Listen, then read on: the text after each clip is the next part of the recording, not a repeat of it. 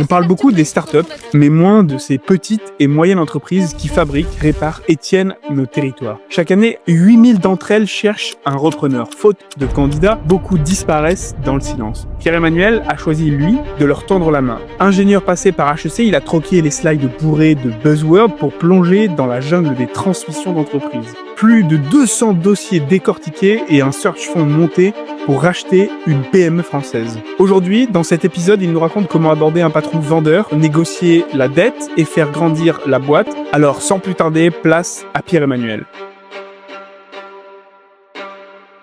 Alors c'est vrai qu'au départ, on voulait faire un épisode sur ce marché des PME en France, en particulier celui des PME industrielles, qui sont vraiment des sujets que tu maîtrises, puisque tu as travaillé dans l'une d'entre elles, et tu m'as dit qu'il y avait vraiment d'autres sujets, des sujets qui étaient beaucoup plus larges, qu'il fallait prendre un peu plus de recul, parce qu'aujourd'hui, il y a un véritable basculement entre la reprise d'entreprise et la création d'entreprise. Je voulais savoir ce que tu entendais par ce basculement-là. Déjà, je voudrais revenir sur quelques chiffres du monde de la PME en France. Il faut savoir qu'en France, il y a 150 000 PME, tout domaine d'activité confondu, et à travers tout le territoire. Ça représente 4 millions de TP, donc en réalité bien plus, en comptant l'intérim et le travail saisonnier. Et c'est à peu près 30% des salariés du privé.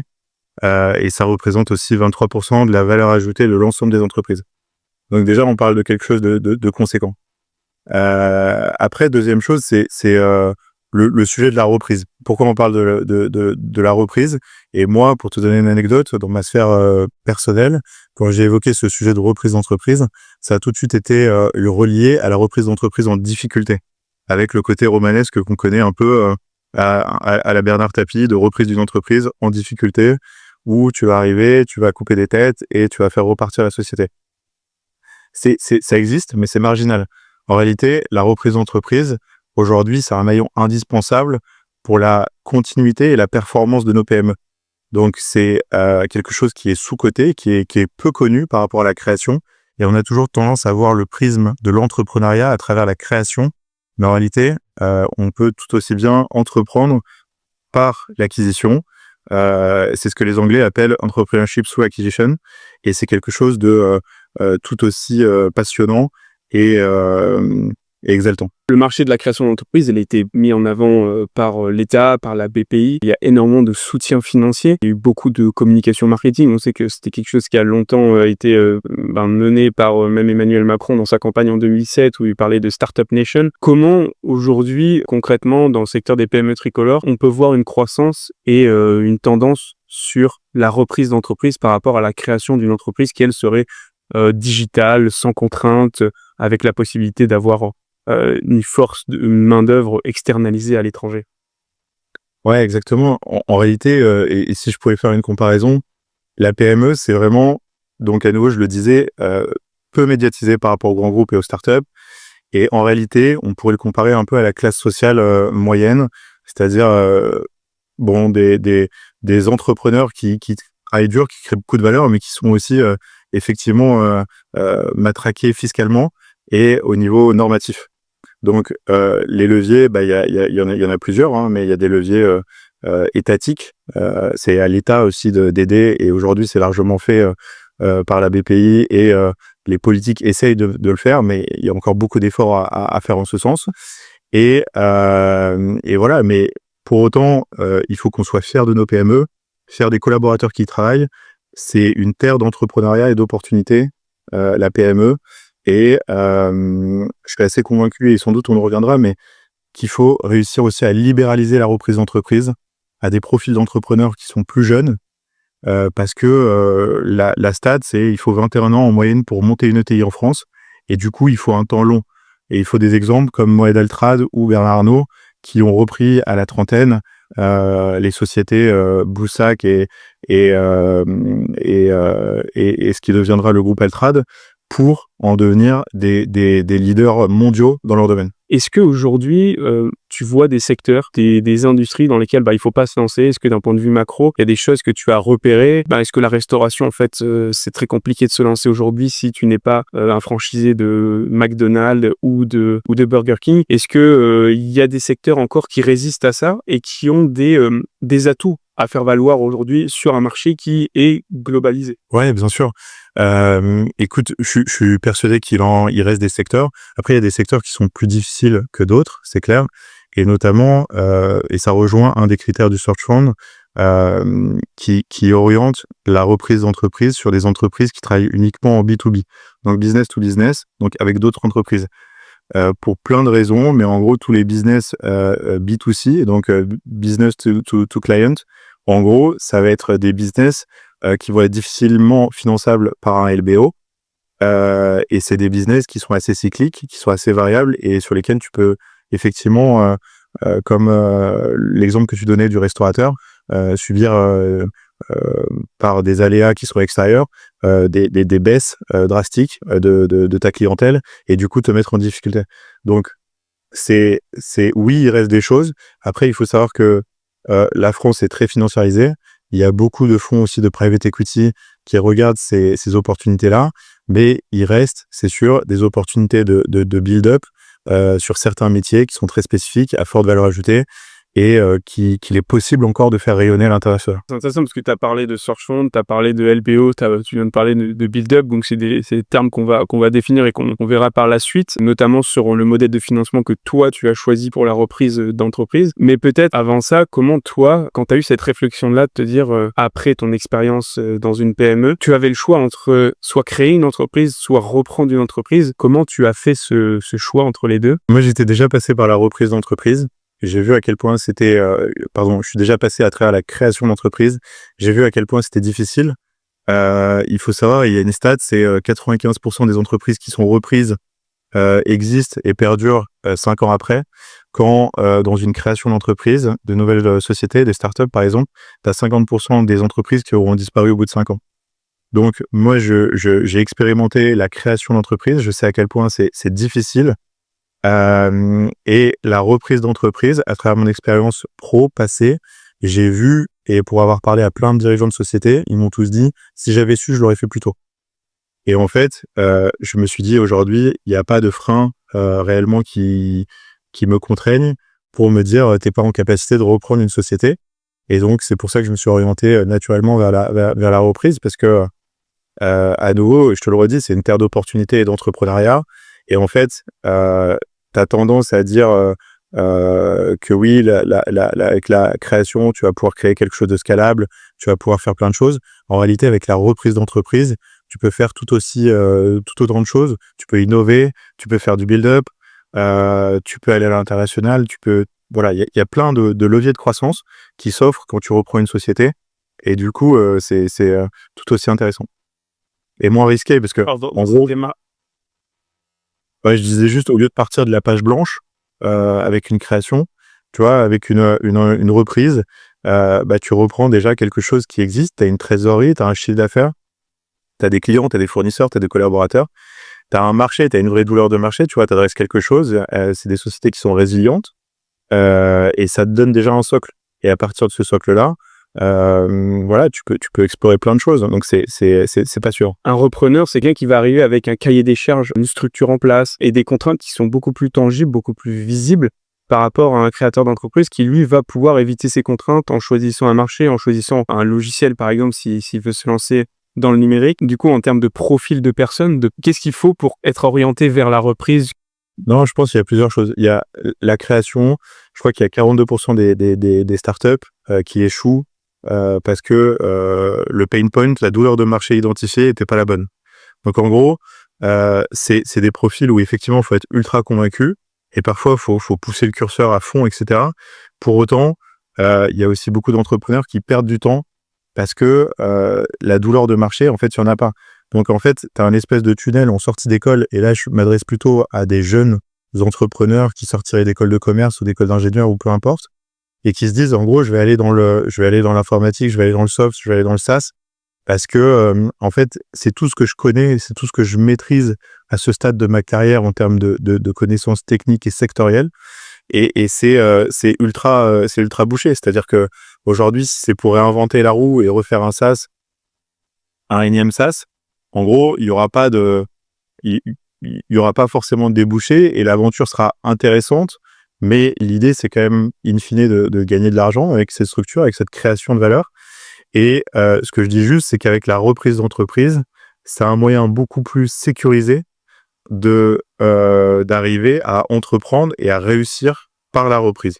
Et du coup, toi, lorsque tu t'es lancé, quels ont été les points de marché que tu as surveillés? Quelles convictions tu avais sur le marché de la PME en France? Et comment tu as exprimé cette conviction au travers peut-être de choses tendancielles que tu as vues? Ouais, écoute, déjà, j'ai regardé un peu l'étude de marché parce qu'on parle souvent des 700 000 entreprises à reprendre en France dans les 10 prochaines années.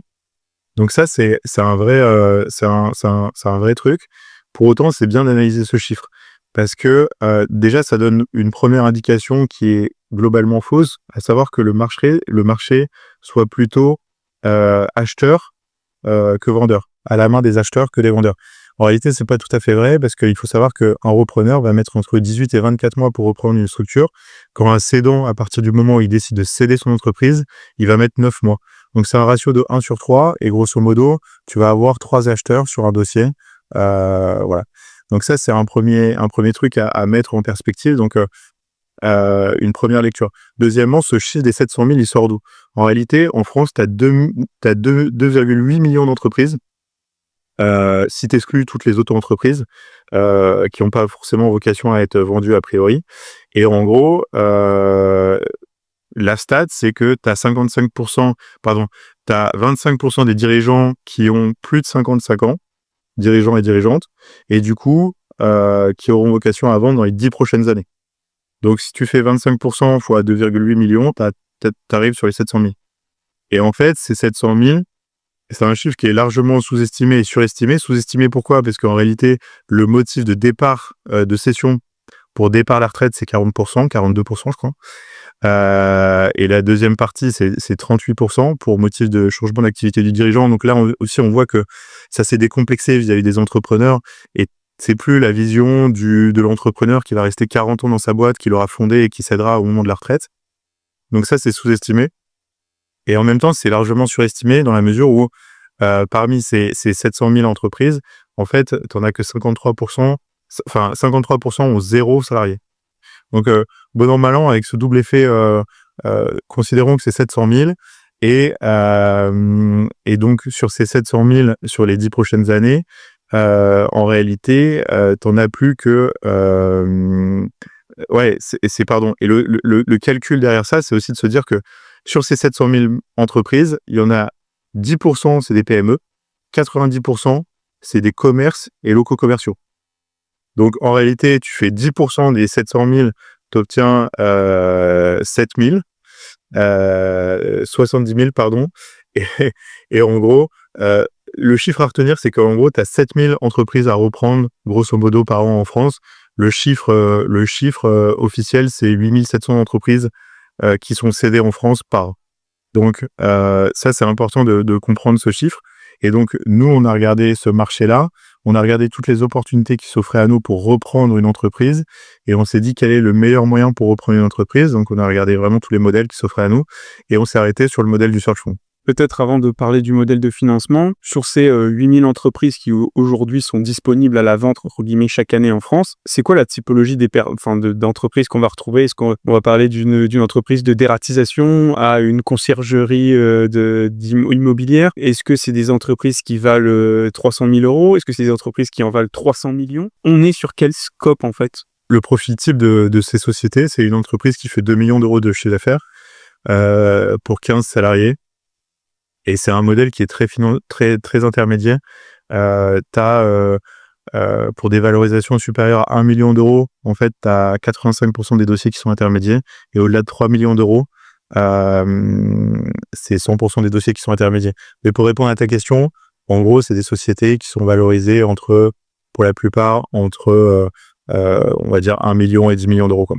Là, on a compris qu'à l'échelle macro, il y avait des tendances, il y avait des opportunités avec ces boîtes-là. Sur ces 8000 entreprises, je suppose que toi, tu as refait un tri par rapport à ton cahier des charges. C'est plus facile de savoir les secteurs dans lesquels on ne veut pas aller que ceux dans lesquels on veut aller. Toi, quelle a été justement cette discrimination que tu as faite pour trouver la bonne entreprise à reprendre? Déjà, je pense que c'est important d'associer sa famille au projet. Donc c'est un projet de vie, un projet de famille. Donc nous, on regarde des sociétés toute France. Donc on est prêt à déménager et ça sera important pour nous de s'installer au plus proche de la société qu'on reprendra. Donc ça, c'est une première chose. Après, il faut se connaître soi-même. Il faut savoir ce qu'on veut faire, ce qu'on est capable de faire. Typiquement, un des premiers éléments qu'on s'est dit avec mon associé, c'est que on n'avait pas un profil justement tech, de CTO, etc. Donc toutes les boîtes qui sont dans l'univers du SaaS, sauf contre-exemple, en gros, c'était pas forcément fait pour nous parce que on n'a pas la connaissance technique et même si tout s'apprend, voilà, c'est des choses sur lesquelles on a priorisé en tout cas, tout en disant qu'on restait agnostique en termes de secteur, mais en se disant que de par nos expériences professionnelles, formation académique, on allait se diriger plutôt vers l'industrie, plutôt vers le BTP et notamment vers le service à l'industrie et au BTP. Mais on regarde plein de secteurs différents en disant que, in fine, on a plutôt une expertise fonctionnelle que sectorielle. Premièrement, ça a été quoi l'étape concrète que tu as fait? Parce qu'on parlait qu'aujourd'hui, les deals, tu les sources où? Ils ont été au niveau des experts comptables. On a parlé des conseillers en gestion de patrimoine. C'était quoi un peu la structure que tu as mis en place pour aller chercher cette pépite-là, pour aller gratter et trouver finalement l'entreprise que tu vas acquérir? Tu as fait comment? C'est des prises de contact, on se met en mode commercial et là, on prend le téléphone, on appelle. Ouais, c'est exactement ça. En fait, il y a deux choses. En fait, si on fait la comparaison par rapport au secteur de l'immobilier, tu vas avoir le marché caché et le marché ouvert. En réalité, le modèle du search fund, et c'est historique parce que à l'époque aux États-Unis, donc c'est un modèle qui date des années 80. En fait, pour cette taille de deal, donc des boîtes qui font plus d'1 million d'euros de BE, t'as pas d'intermédiaire. Donc en gros, la méthode la plus simple, c'était de contacter en direct des cédants potentiels et de leur dire bon bah voilà, je suis Pierre-Emmanuel, je cherche une société à reprendre. Et du coup, ça c'est resté dans le modèle. Et donc aujourd'hui, nous on joue sur deux sources pour justement sourcer ces deals. La première, ça va être l'approche directe. Donc en fait, on screen beaucoup de sociétés et on les préqualifie, c'est-à-dire que on va aller regarder sur le site si effectivement dans le business c'est bien du B2B, savoir si elles appartiennent pas, si c'est pas une filiale d'un grand groupe, savoir si elles appartiennent pas déjà à un fonds de private equity. Enfin voilà, on préqualifie, on tamise et on en extrait un substrat. Et ce substrat, on les contacte. Donc on leur envoie un courrier postal à l'adresse du dirigeant à l'entreprise pour lui présenter notre démarche, qui on est, pourquoi on fait ça, et se présenter comme candidat repreneur à la reprise de leur société. Et après, généralement, ça génère un appel et on échange et on se rencontre et voilà. Donc ça, c'est le premier pan. Et le deuxième pan, c'est le monde des intermédiaires, donc des banquiers d'affaires. Et à ce moment-là, eux, ils ont récupéré un mandat auprès du cédant, généralement qui est exclusif, et ils commercialisent la société. Donc eux, ils vont rédiger un teaser, ils vont nous faire signer un NDA et après nous partager un info-mémo sur lesquels il y a beaucoup d'informations sur le marché, sur la société. Ça peut être accompagné d'une VDD financière. Et voilà, et à partir de là, on se positionne et après, c'est le process classique de LOI jusqu'au closing, quoi. Alors, est-ce que peut-être tu peux nous expliquer avec un exemple concret les raisons pour lesquelles tu étais peut-être allé presque au bout du process et les raisons pour lesquelles tu n'as pas voulu acheter et reprendre cette entreprise? Peut-être nous donner les détails, en fait, point par point, qui font que tu vois des signaux verts ou des signaux rouges dans un dossier. Il y a plein de choses. Il y a plein de choses et ça fait 1 an déjà qu'on est en recherche active, donc on a pas mal d'expérience sur le sujet maintenant. Mais il y a tous les scénarios. Il y a eu des sujets fiscaux. Donc ça, c'est quand on a sourcé en direct. Parce que généralement, la banque d'affaires est à même d'identifier ces problèmes en amont. Mais on va rencontrer des sujets fiscaux, donc où l'entrepreneur va être bloqué pour des durées de détention et peut pas céder dans l'immédiat, sous peine d'être lourdement fiscalisé. Tu vas avoir des scénarios où c'est plutôt un cédant qui était velléitaire, qui voulait avoir un peu une valorisation de sa société, savoir jusqu'où on voulait aller et au final à dropper parce que ça correspondait pas. Quand le process est intermédiaire, tu vas souvent avoir des prix qui sont tirés vers le haut parce que c'est tout l'enjeu du banquier d'affaires de pouvoir obtenir le meilleur prix de cession pour son client, parce que pour plusieurs choses, parce que déjà c'est son métier, mais aussi il a des fees sur le prix de session. Donc il aura tendance à vouloir trouver le meilleur hacker, en tout cas celui qui bidera le plus cher. Donc voilà, donc il y a eu plein de scénarios, mais soit c'était des problèmes fiscaux, soit c'était des difficultés sur le prix, soit c'est des choses que au moment des audits, on a trouvé qui n'étaient pas conformes à nos attentes. Voilà. Lorsque tu parles de problèmes fiscaux, qu'est-ce que c'est? C'est des bilans comptables qui sont tournés à l'avantage du vendeur plutôt que de l'acheteur? C'est pas tellement que les comptes sont orientés de telle ou telle façon, c'est plutôt au niveau au niveau patrimonial. Donc soit il y a un pacte du trade qui a été mis en place pour transmettre, et il y a des durées de détention de 5 ans, et en gros si tu casses cette durée de détention, bah, tu casses le pacte, etc. Donc parfois tu te retrouves avec des entrepreneurs qui voudraient céder mais qui sont bloqués par ça. Tu peux avoir ce qu'on appelle les APA, les apports partiels d'actifs, qui ont été faits d'une filiale vers une holding, et en gros si tu fais ça, tu as des durées de détention de part, etc. En fait, c'est plein de mécanismes financiers qui ont été mis en place par le cédant. Nous on le contacte, et c'est pas forcément le timing que lui avait en tête. Ça arrive peut-être un peu plus tôt que certains éléments, et ça lui plairait de nous vendre, enfin le feed passe bien, etc. Mais on est contraint par toutes ces problématiques-là, et du coup ça agrippe la machine, et on peut pas faire l'acquisition. Justement sur peut-être les intermédiaires que sont les banquiers ou autres, quels sont les fees qu'ils prennent sur l'opération par rapport à la vente? Et peut-être eux, est-ce que tu as des anecdotes à nous dire sur peut-être comment ils ont essayé de te mener en bourrique pour soit faire monter les enchères s'il y avait en face de toi d'autres acheteurs? Les fees, et je suis pas du métier, donc voilà, mais c'est grosso modo 4% de la valeur de la session. Donc c'est conséquent. Et en même temps, c'est aussi beaucoup de travail et beaucoup de temps. Donc voilà, c'est 4%. Et deuxième chose, alors c'est parfois, et c'est volontaire, et c'est leur métier de présenter souvent l'IM à l'avantage de la société et du cédant.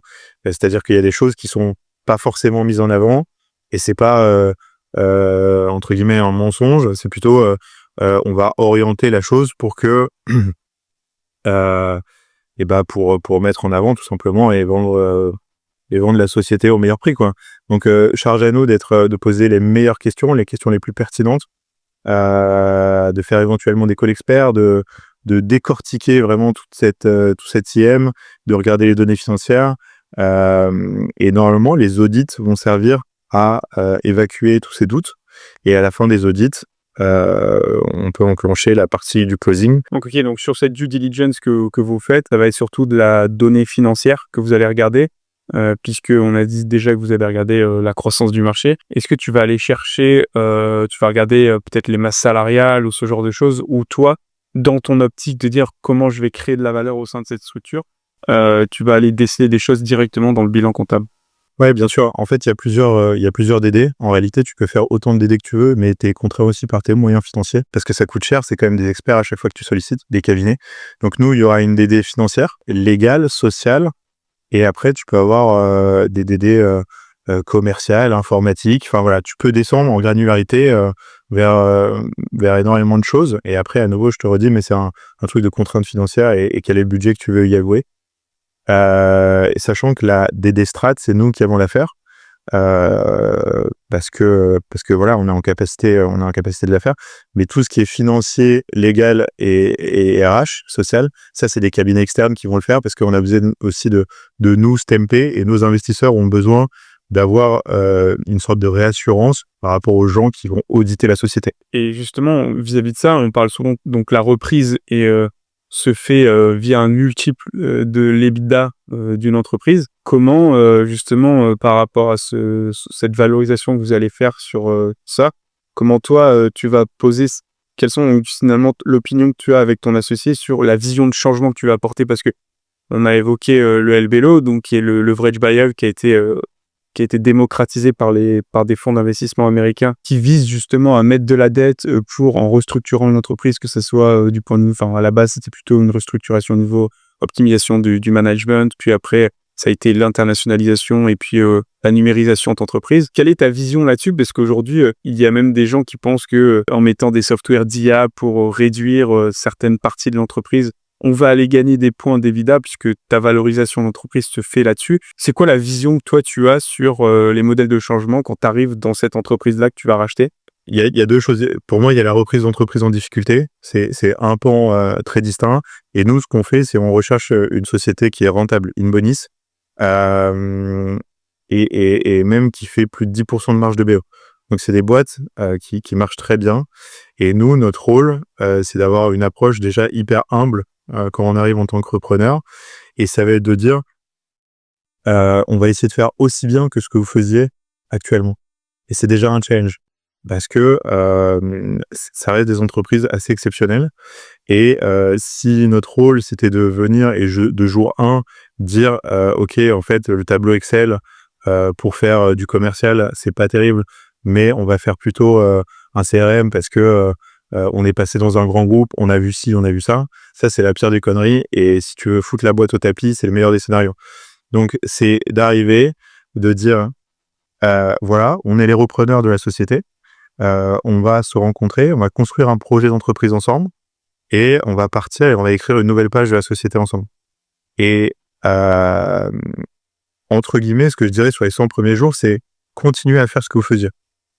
Il y a pas de changement radical sur le quotidien de la société.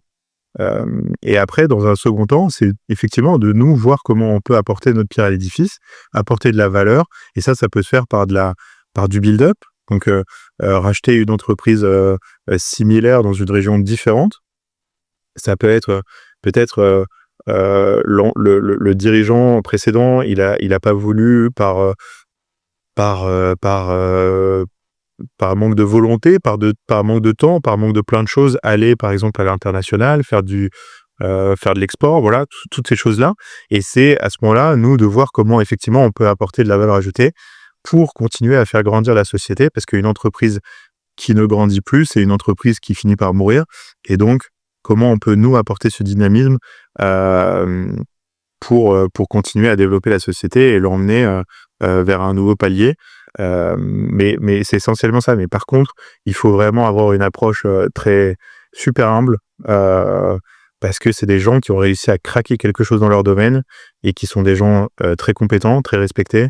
Et s'ils ont réussi avec les outils qu'ils ont en place, avec les méthodes qu'ils ont en place, il faut absolument préserver ça. C'est aussi ça qu'on rachète et ça, c'est très précieux. Et donc, peut-être parce que depuis tout à l'heure, on évoque ce rachat d'entreprise. Ce rachat, il se fait quand même avec de l'argent, parce que ces entreprises, comme tu dis, vous visez des entreprises qui en gagnent déjà, donc rien n'est gratuit dans ce monde. Est-ce que tu peux nous parler justement de ce modèle de financement particulier que vous avez choisi avec ton associé, qui est le modèle du Search Fund, qui est un modèle qui vient tout droit du pays de l'oncle Sam? Le modèle du Search Fund, c'est un modèle qui est né dans les années 80, donc dans les facs américaines, notamment à Stanford. Pour des étudiants donc de MBA, donc aux États-Unis, le MBA c'est plutôt 26, 27, 28 ans, plus jeune que chez nous, parce qu'ils commencent à travailler plus tôt, tout simplement. Donc c'est des étudiants qui sont lourdement endettés parce qu'ils viennent de financer leur MBA.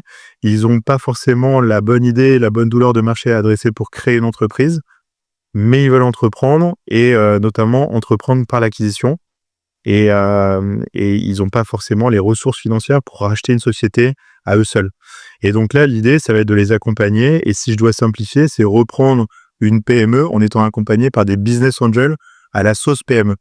Donc, ça va être des investisseurs qui vont avoir une stratégie de portefeuille, un peu comme en VC, et qui vont investir dans 30, 40, 50 search funds, donc soit en solo, soit en duo comme nous, pour les financer, donc en mettant des petits tickets et en attendant un TRI à 35%, et je reviendrai sur les tranches qui se débloquent suivant les objectifs atteints. Mais donc ça, c'est un modèle qui est né dans les années 80, donc ça a beaucoup marché aux États-Unis et ça a essaimé notamment en Europe par le jeu des mercatos des professeurs de MBA, notamment un professeur qui est venu des États-Unis à l'ISC à Barcelone, et donc ça a beaucoup diffusé en Espagne et dans les années plutôt 2010 jusqu'à 2020. Et en France, c'est assez récent, le premier search date de 2018. et ça a tendance à se démocratiser, notamment pour la raison parce que ni mon associé ni moi on a fait de MBA. Donc aujourd'hui, ça c'est pas un critère. Et il y a de plus en plus d'investisseurs qui croient au modèle et de plus en plus de jeunes repreneurs qui se lancent à travers ce modèle-là.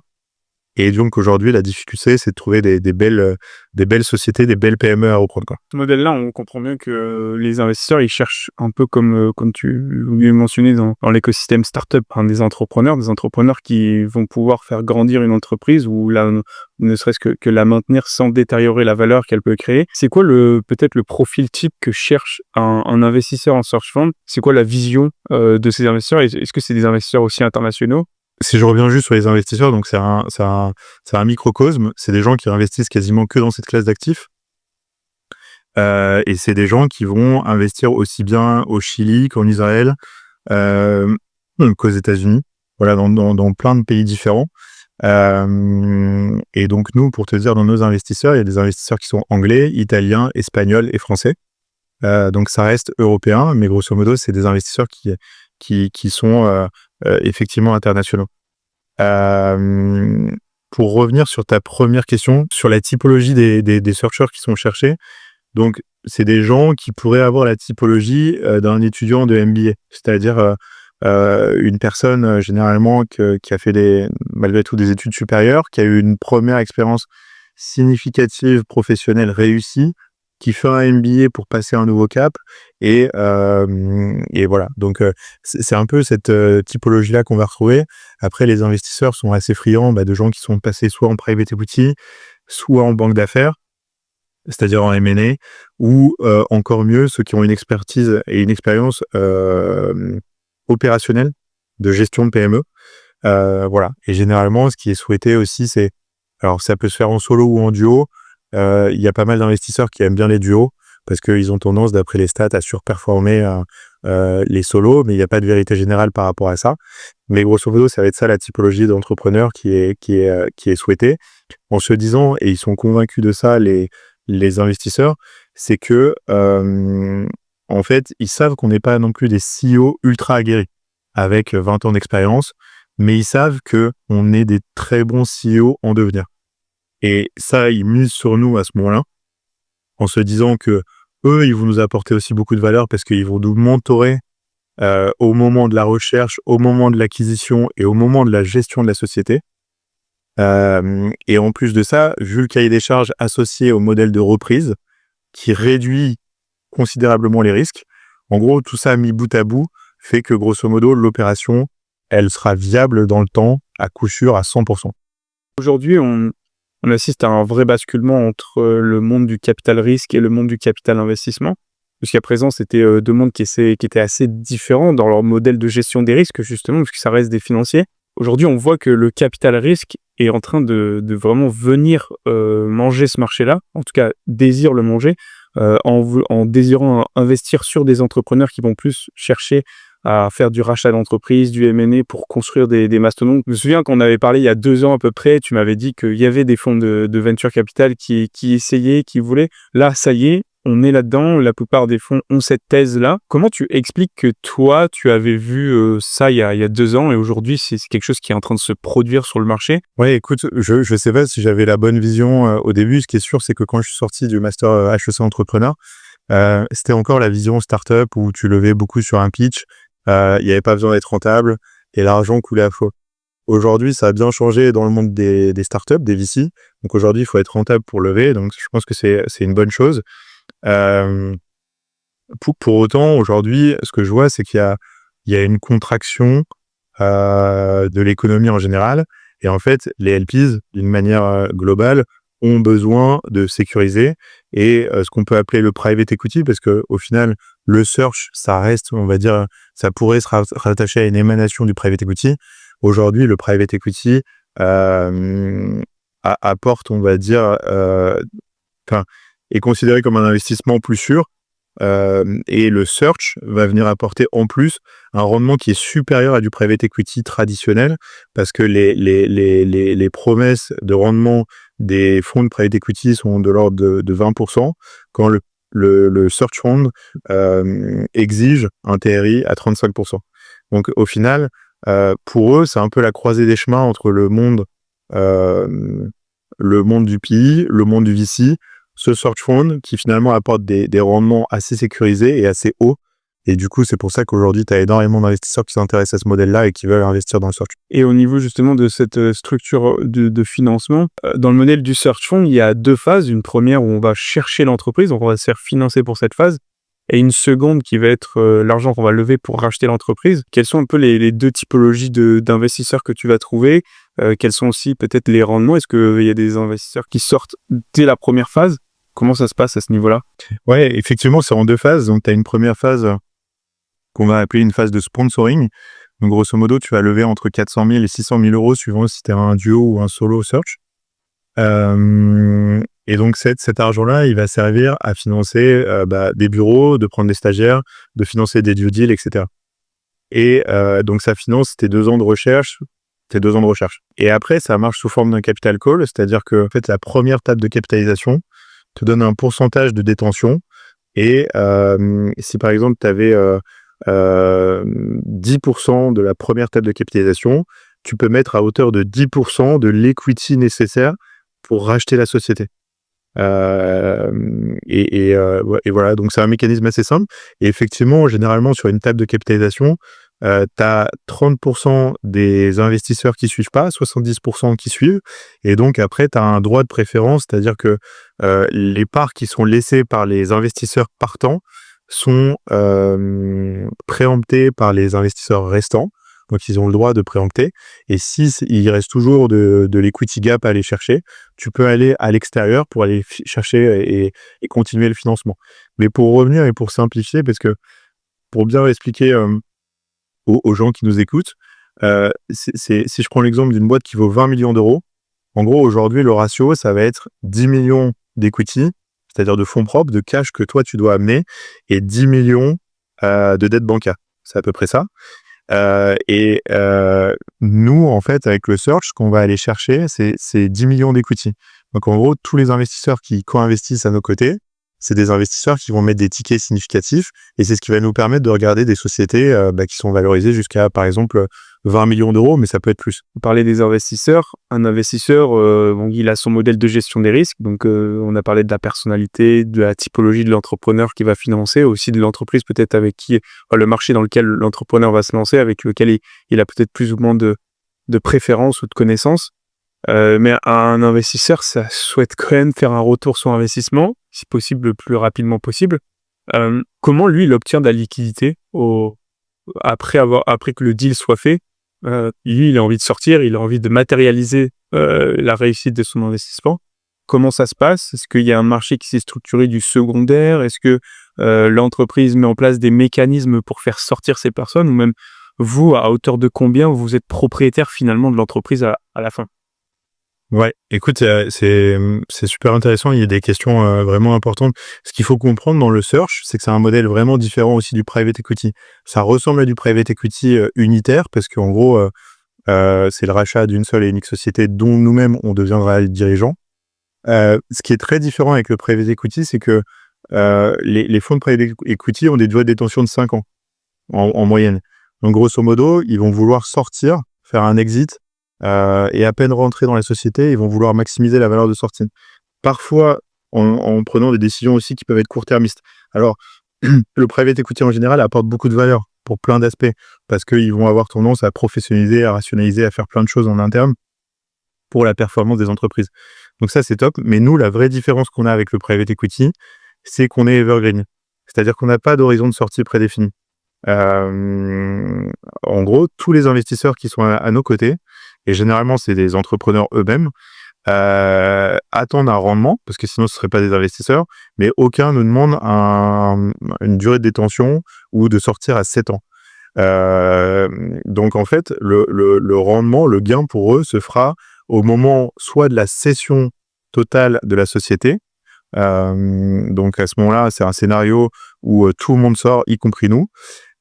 Mais le scénario sans doute le plus probable, et nous ce qu'on souhaiterait pousser avec mon associé, c'est plutôt de faire un LBO secondaire au bout de 7 ans et de les racheter, et à ce moment-là on les sort à une valorisation qui est discutée avec eux, et c'est à ce moment-là où ils refont où ils refont leur mise, quoi, tout simplement. Après, pour répondre à ta question sur comment marche le mécanisme, donc nous, on a en fait un phénomène de dilution auprès des investisseurs. Donc en fait, nous, au moment de l'acquisition, on va récupérer 10% de l'equity de la boîte, 10% au bout de 4 ans de gestion de la boîte et 10% sous réserve d'un TRI à 35%. Donc ça, c'est les trois tranches. Et quand c'est un solo search, c'est 25%, donc c'est 8,33, 8,33, 8,33. Mais entre guillemets, pour nous, ça va être ça. Ça va être ces 3 différentes tranches. Donc, en gros, à l'issue, si je fais simple, c'est tu t'achètes une société, par exemple, qui vaut 20 millions d'euros. Admettons qu'elle fait 4 millions d'EBITDA avec un multiple à 5, donc valorisation à 20 millions. Le TRI à 35%, nous, il va falloir faire du x3, x4 pour y arriver. Et grosso modo, donc du x3, x4, t'amènes une société qui va faire 12 millions d'EBITDA. Tu vas avoir sans doute un arbitrage de multiples vers le haut parce que la taille de la société a grossi. Et du coup, tu seras peut-être un multiple à 6. Et donc, tu fais 12 x 6. Donc, tu obtiens une valorisation à 72 millions. Et toi, tu as 30% de 72 millions à 2. Donc voilà, c'est mécanisme hyper schématique. Il y a plein de choses à pondérer et les puristes m'en voudront pas.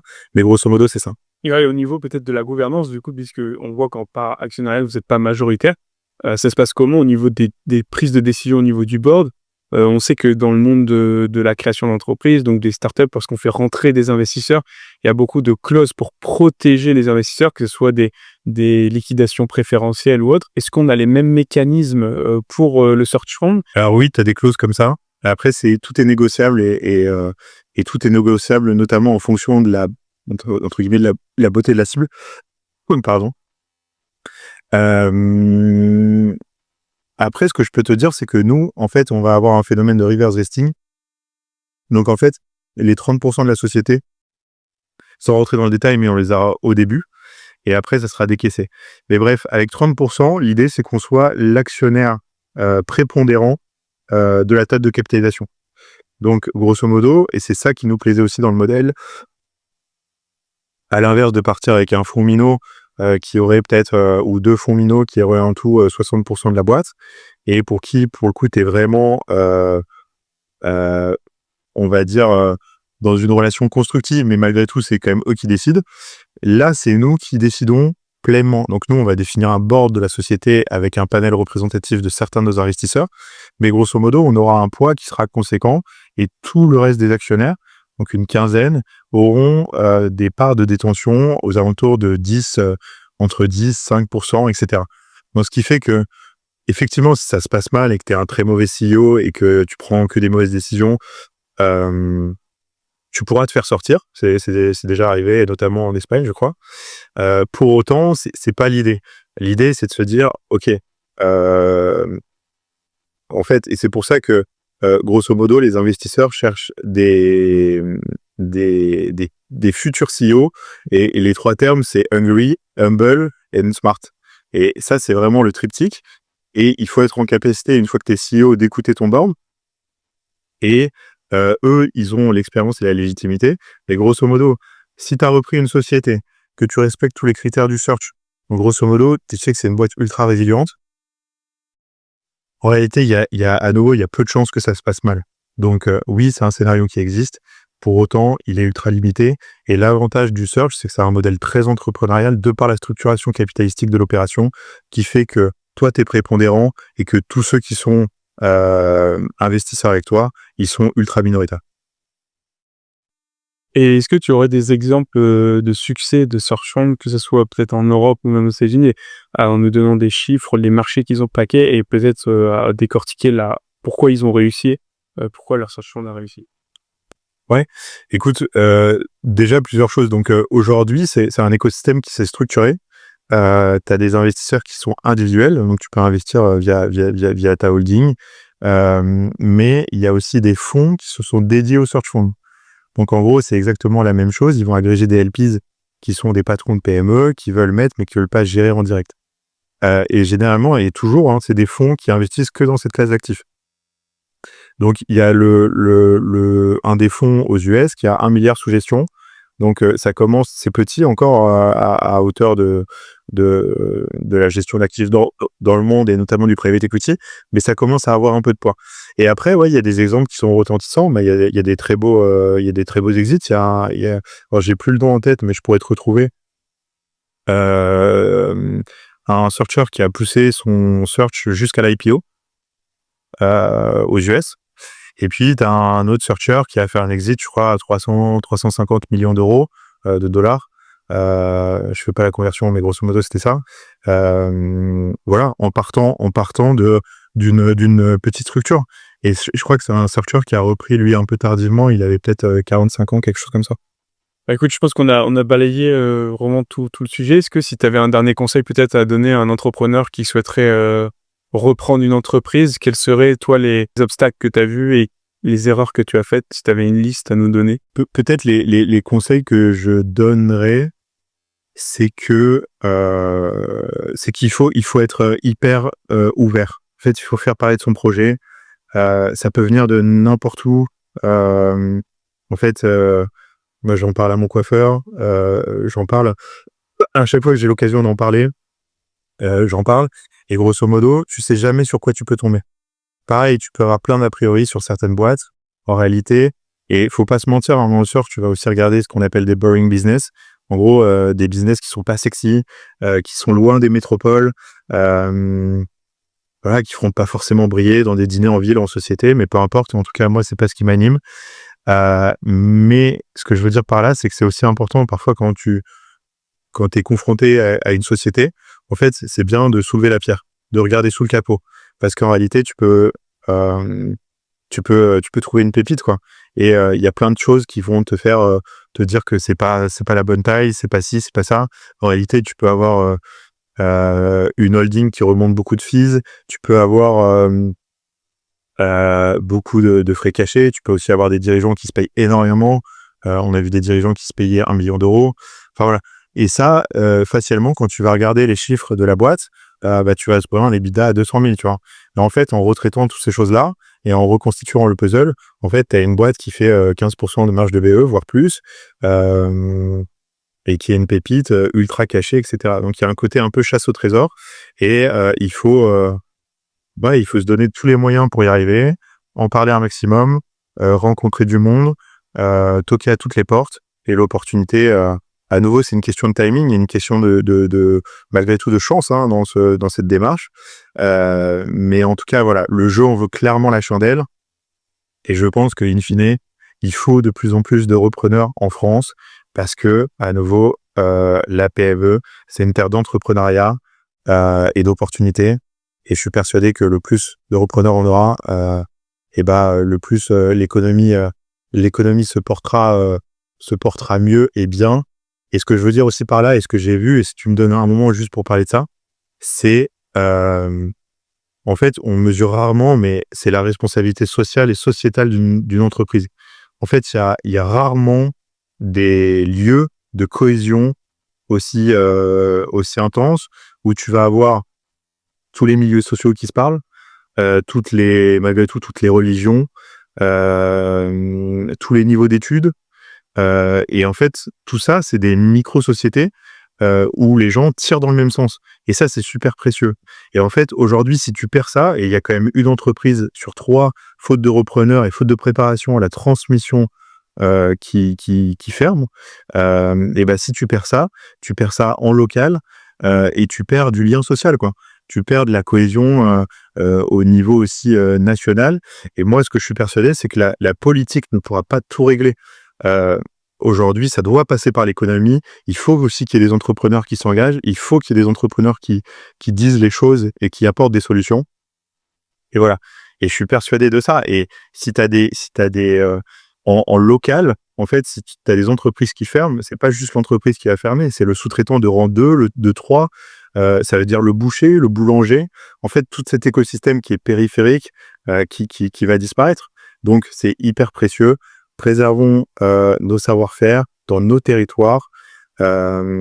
Et à nouveau, voilà, je pense que c'est vraiment game changer et c'est vraiment hyper important pour une économie, pour un pays. Donc faisons-le et rappelons à des jeunes entrepreneurs que la reprise, il n'y a pas que la création, il n'y a pas que la start-up, il n'y a pas que le truc qui est shiny, il y a aussi des trucs qui sont super à faire. Il y a des collaborateurs qui sont dingues dans ces PME. Tu as des savoir-faire qui sont top. On peut s'éclater, on peut faire plein de choses. Donc, entre guillemets, allez-y. C'est top. Donc, foncez. Merci beaucoup, Pierre-Emmanuel. Ouais, bah, écoute, merci à toi, Pierre.